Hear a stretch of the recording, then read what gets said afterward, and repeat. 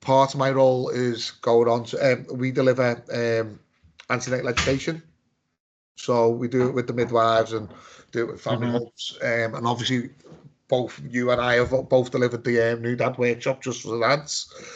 Now, obviously, in the new dad workshop, we do talk about slightly more gritty things. We talk about postnatal psychosis. Um, but what I've found is a lot of antenatal education is quite fluffy, for want of a better word. So it Yeah. tells you this is what happens when you're pregnant. You need to make sure you're drinking loads of water. It tells you to pack your bags and be ready for the fact that you need to go to hospital. Have them ready, have them in the car. They don't actually say to you, actually have them bags packed and have them ready and have them in the car from 24 weeks. Because Yeah. if the worst case scenario does happen, you get rushed into hospital 24 weeks. Baby's 16 weeks early. He's going to be in hospital for a long time, or she's going to be in hospital for a long time. It's very traumatic. It's very distressing in itself going through that early labour. But the last thing you then want to do is jump in your car, drive 20 minutes home, start rummaging around the house. Quite a lot. That's it, 24 weeks. A lot of people don't even have everything they need, let alone not No. packing it. So it then becomes driving to the house, getting what you've got, then going to the shops, getting the other stuff that you still need, then coming back. And at that time, you just need each other. You do just need Yeah. each other. Mum needs you, and you need to be there for your wife, and you need to be there for or your partner, and you need to be there for your child. And the last thing you want to do, and I don't know whether to say like, because I know you knew it was coming early, but when baby first come along, and that moment where you walk in the shop and you're just like, what am I even here for? What was it have come? What was it needed? And Yeah. I think a lot of, I think some people, obviously, again, as you said earlier, you don't want to scare anybody. They're going through pregnancy, and there is them worries there. But I think having a conversation with parents, which is a bit like, well, sometimes baby does have to go into special care. Sometimes that's not as scary as it sounds. Explaining what special care is, explaining that babies do go in for a couple of hours and then come out. Some go in for a couple of days and come out. Um, just the nature of how it works in there, and just giving parents a bit more of the gritty information. I think they benefit from. I don't know what you feel yourself. Yeah, well, we're starting antenatal classes through the family hubs in Halton in April. They're going to be held on a Saturday morning with the midwives, which is something that Halton's needed for a while. 'Cause previously, it's just been done through the birthing hospital. So it's good to have something local because obviously it's a bit of a bit of a drive, and it's less likely people are going to engage with it if they've got to travel far. And I'm going to be supporting as part of that as well. And I think it's important to have information in there because I mean, if you're thinking about any other aspect of life, if you're in a there's your little one. Yeah, sorry. If you're you you have a fire extinguisher in your kitchen, and that doesn't necessarily mean that there's going to be a fire. But if there's a fire, then you've got a fire extinguisher ready. And it was something where, although we knew that we were going to be spending time in special care, nobody told us what we needed. Nobody told us what day to day life was going to be in there. To the best of my knowledge, we didn't even have a walk around the NICU beforehand. I mean, the option was there, but it was just difficult to find the time and the staff to do it. So even with preparation, you don't 100% know what you're going to be going for. I mean, I remember the visiting hours at the women's with mum. They started at I think it was 10 o'clock, and I was in H&M on the way to the hospital to the women's buying myself some joggers because I didn't have anything comfy to because I was thinking, well, I'm going to be sat cotside for the next 13 hours. I don't want to be sat in my jeans, so I'm going to get myself some joggers and a hoodie. It's just simple things like that where you can dress comfy, bring snacks. That's one of the things that there's no vending machines in any of these places because why would there be? A lot of places have a kitchen, but it's very very basic. Um, one of the things that I would say as well is ask about the parking situation because The parking at a lot of these hospitals is chargeable by the hour or the day, and if you're in there for 6 weeks, then for 12 hours parking, you're looking at 100, £200 a week. And I know at Whiston, the parking for special care baby parents is free if you ask at reception. The same for the women's as well. But again, that's not information that we had to find that out ourselves. So, I would always ask as many questions as you can about, what you would need to prepare if you knew that it was coming. And when you're in there, just ask, is there any where's the nearest supermarket, where's the nearest cafe, and it's all important stuff to know. Well, that's it. 1 second, James. What's up? Okay. Yeah, and I say to all the dads over the dads I meet at scan clinic and antenatal sessions and stuff, I tell them all to pack their own bags. Make sure their own bags are in there. Obviously, I don't know whether you know, I've been dealing with the matron on the antenatal ward. They're actually now introducing recliners for dads at Whiston. Oh, thank God. So that's another thing. Chairs, they're just so hard to come by. There's going to be, obviously, there's going to be restrictions on it. There's going to be rules in place, but dads are actually going to be able to. So I know dads can't stay overnight now if mum's actually in labour, but dads are going to be able to stay overnight on the antenatal ward. And they'll have, obviously, they won't have beds, but they'll have the reclining chairs there to sleep in. And I've warned, as I say, I tell all the dads, make sure you've got a backpack for yourself. You need something comfortable, a flannel, some soap, toothbrush, that type of stuff. And I always warn them as well over snacks, because if you try and steal a woman's snacks while she's in labour, you're a braver man than me. But no, it is, and it's just that bit of preparation.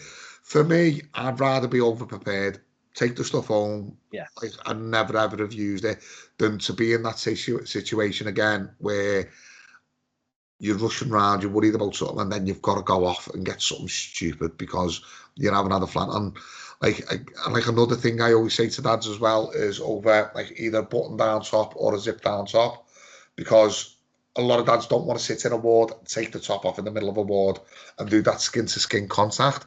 Whereas if they've got something you can button down or zip down, then that skin to skin can quite often be a lot more comfortable for dad than taking the tops off. Don't get me wrong, some dads don't mind, other dads do, and just giving them that option and that little bit of a pre-warning to have something suitable. It does. It makes I wouldn't have thought of it.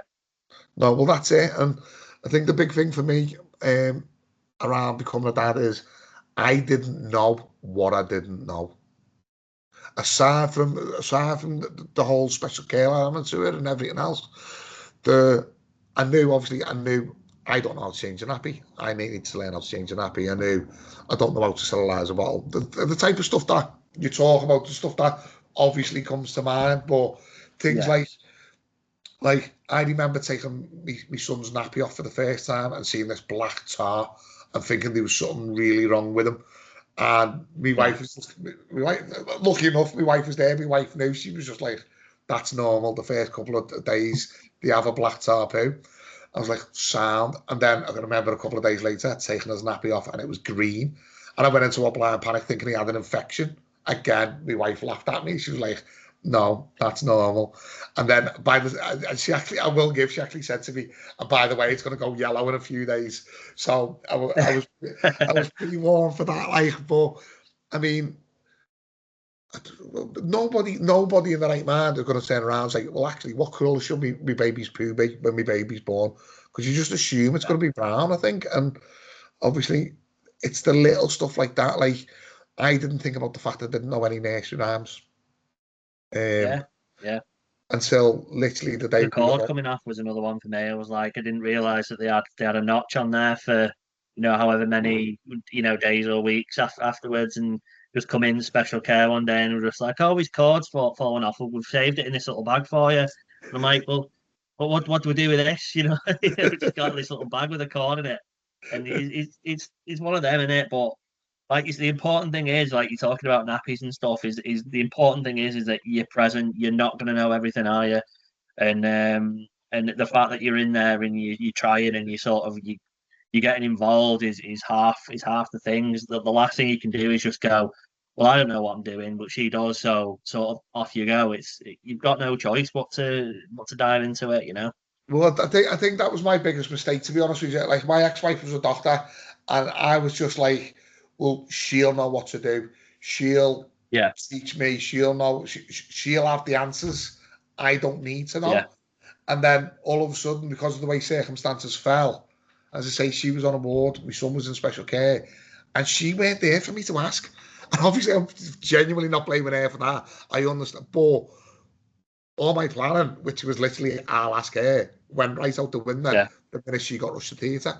Do you know what I mean? And Mm. it was a massive shock, surprise, and it was a bit like, well, you brought this on yourself as well because you're really not prepared for this.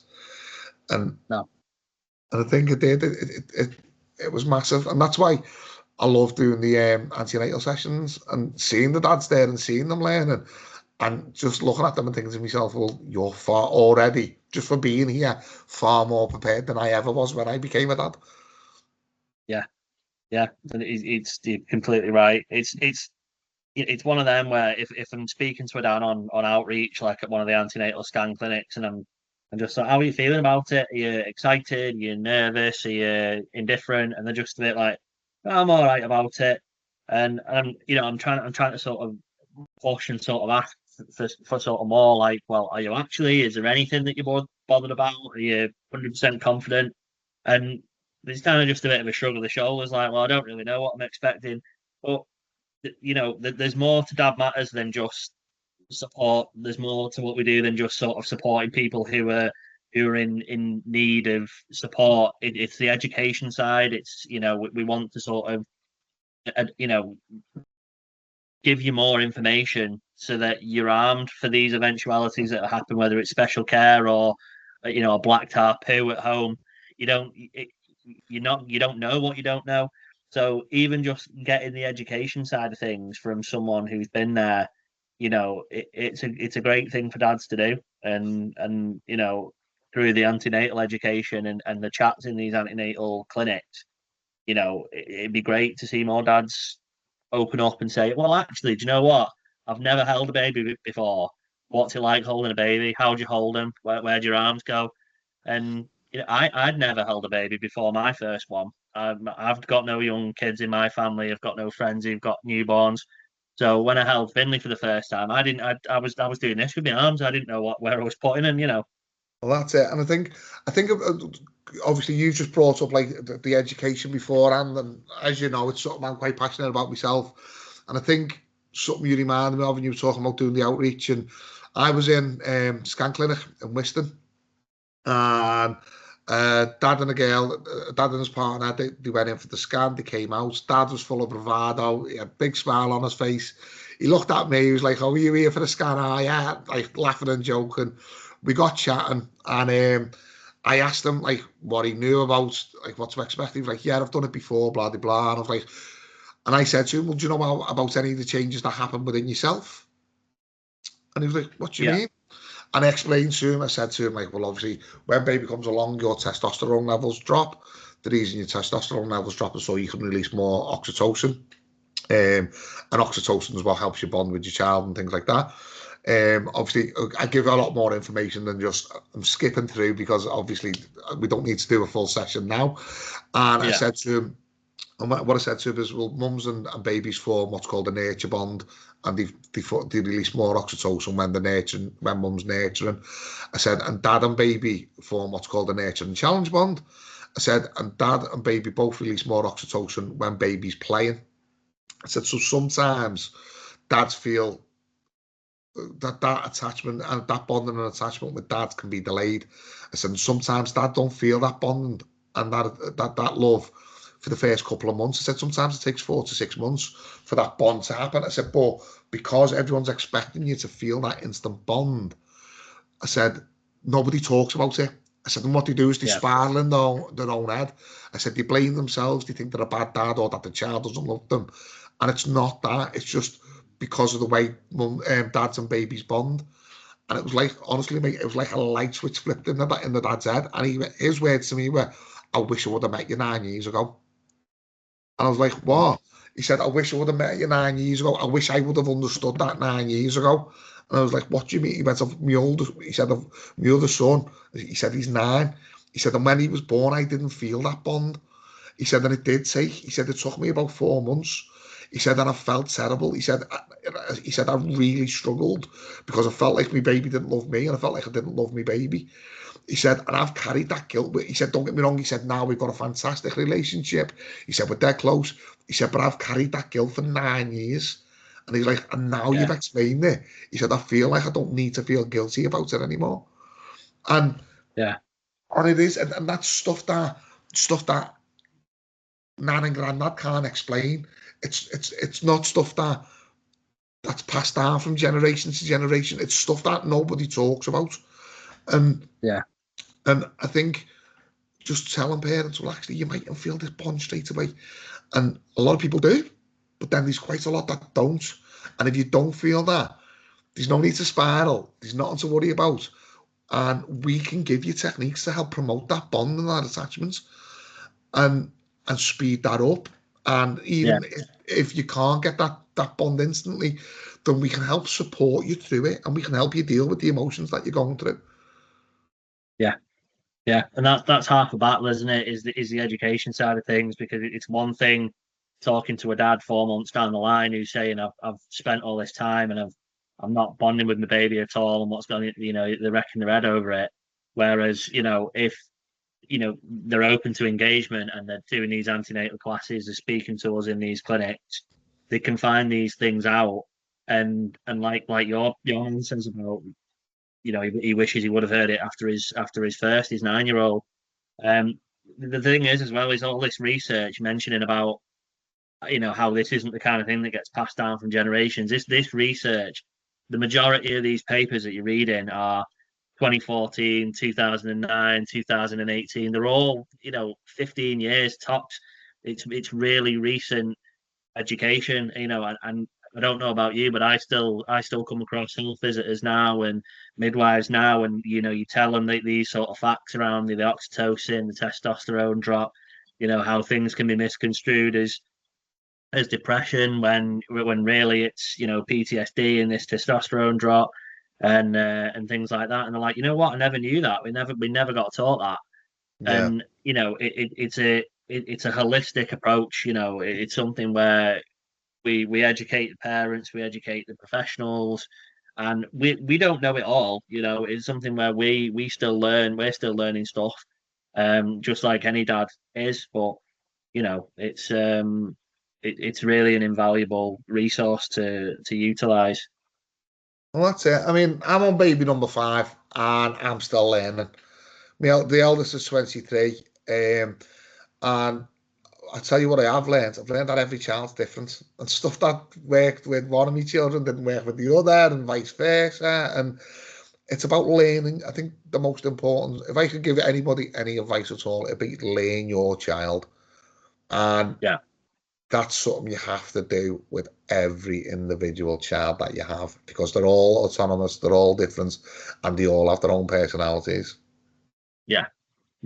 A lot of the time I'll speak to dads and they're just like, oh no, it's all right, it's my third. And I'm just like, yeah, but was your second the same as your first?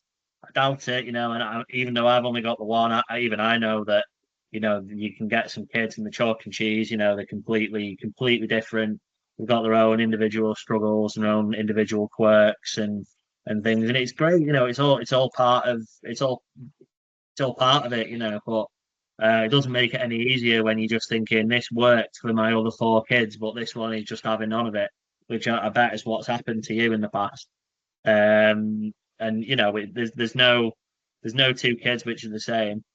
Oh, that's it. And I think Nathan, like, you're right in what you're saying, and you do get a lot of dads that, oh yeah, this isn't my first rodeo. I've got 2 at home, or I've got 1 at home. And I think for me, Nathan's story inspires me quite a bit, because obviously he already had 2. He had 2. He was dealing with being a dad, and then the third one came along, and it just rocked the boat for him.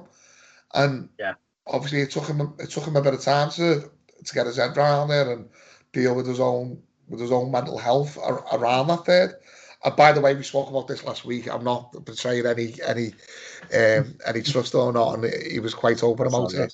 it. But yeah, and it is, and I think we do. All men are guilty of. Yeah, I know what I'm doing. I know what I'm doing, and it is. It's not only is the child different, that whole experience and the whole. And I don't want to sound corny using the word journey, but there's probably no better word to use to describe it. But that journey Yeah, with each child, like it's different. And as you say, with the first one, that was your first one. That was your soul, and like that baby got all your attention. With the second one, you had to balance the older one with the younger one, and appropriate. Then you throw a third into the mix, or a fourth, or a fifth, like it is in my case. Then it doesn't yeah, just change your relationship with the youngest one; it changes your relationship not only with the other kids, but with your partner as well. yeah. I was just about to say it's one of them, isn't it, where it's easy to forget, and that's where a lot of the parent conflicts happen. Is when, especially if it's your first, I would imagine that it's you've just been in each other's pockets for however long you've been together. I mean, me and my missus have been together uh, 9 years before we had Finley, so obviously we've got grown accustomed to living together and doing everything together, going where we want to go when we want to go, and then bang, baby's here, and it's straight away attention diverts to baby. And like you say, if you've got three, four, or five, then you're splitting that up into thirds, quarters and fifths after that. So it's always important to find time for your partner, and I think everyone's guilty sometimes of just sort of letting it go by the wayside.